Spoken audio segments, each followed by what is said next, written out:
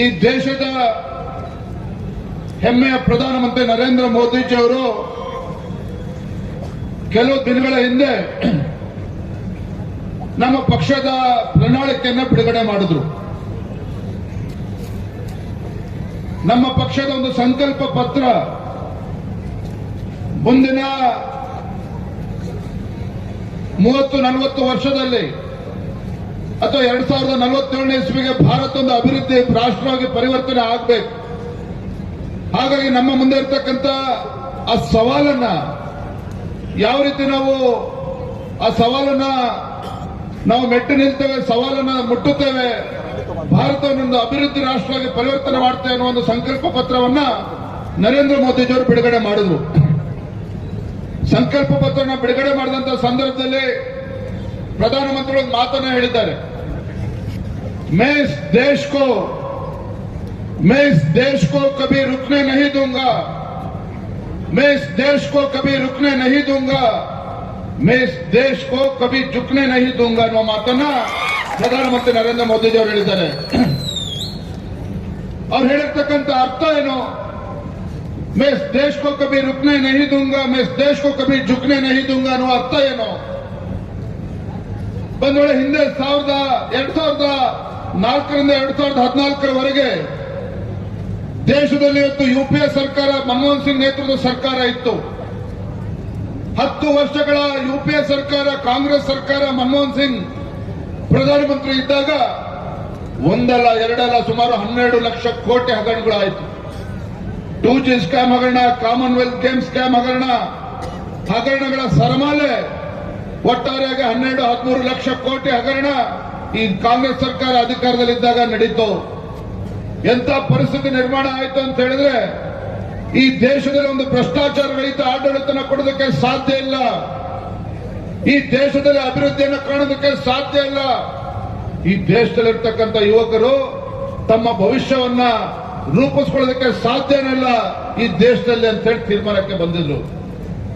ಆದ್ರೆ 2014ರಲ್ಲಿ ಭಾರತ ದೇಶದಲ್ಲಿ ಇವತ್ತೊಂದು ಭ್ರಷ್ಟಾಚಾರ ರಹಿತ ಆಡಳಿತ ಕೊಡೋದಕ್ಕೆ ಸಾಧ್ಯ ಇದೆ. ಭಾರತದಲ್ಲೂ ಕೂಡ ಅಭಿಯಾನ ಮಾಡೋದಕ್ಕೆ ಸಾಧ್ಯ ಇದೆ. ಈ ದೇಶದಲ್ಲಿರ್ತಕ್ಕಂಥ ಯುವ ಜನತೆ ತಮ್ಮ ಭವಿಷ್ಯವನ್ನು ರೂಪಿಸಿಕೊಳ್ಳೋದಕ್ಕೆ ದೇಶದಲ್ಲಿ ಸಾಧ್ಯ ಇದೆ ಅಂತ ಹೇಳಿ ಕಳೆದ 10 ವರ್ಷದಲ್ಲಿ ಭಾರತೀಯ ಜನತಾ ಪಾರ್ಟಿ ನೇತೃತ್ವದ ಎನ್ಡಿಎ ಸರ್ಕಾರ ಬಂದ ನಂತರ ಕಳೆದ 10 ವರ್ಷದಲ್ಲಿ ನರೇಂದ್ರ ಮೋದಿಜಿಯವರ ನೇತೃತ್ವದ ಸರ್ಕಾರ ಯಾವುದೇ ಒಂದು ಭ್ರಷ್ಟಾಚಾರಕ್ಕೆ ಅವಕಾಶವನ್ನ ಕೊಡದೇನೆ ಒಂದು ಭ್ರಷ್ಟಾಚಾರ ರಹಿತ ಆಡಳಿತ ಕೊಟ್ಟಿರ್ತಕ್ಕಂಥ ಕೀರ್ತಿ ನಮ್ಮ ಪ್ರಧಾನಮಂತ್ರಿ ಸನ್ಮಾನ್ಯ ನರೇಂದ್ರ ಮೋದಿಜಿಯವರು ಸಲ್ಲುತ್ತದೆ. ಒಂದು ವೇಳೆ ಪ್ರಧಾನಮಂತ್ರಿ ನರೇಂದ್ರ ಮೋದಿಜಿಯವರು ಕಳೆದ 10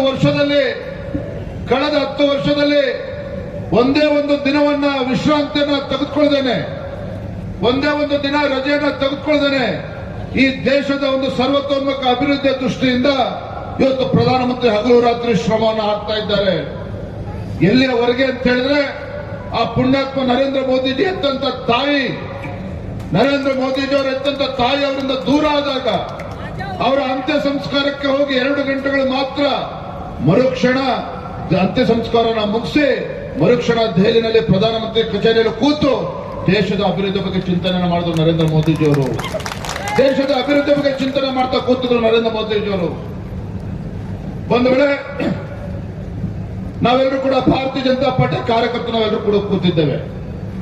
ಕಾರ್ಯಕರ್ತರ ಕೆಲಸ ಮಾಡ್ತದೆ ಅಂತ ಹೇಳ್ಕೊಳ್ಳೋಕೆ ನಮ್ಗೆ ಹೆಮ್ಮೆ ಅನಿಸ್ತದೆ.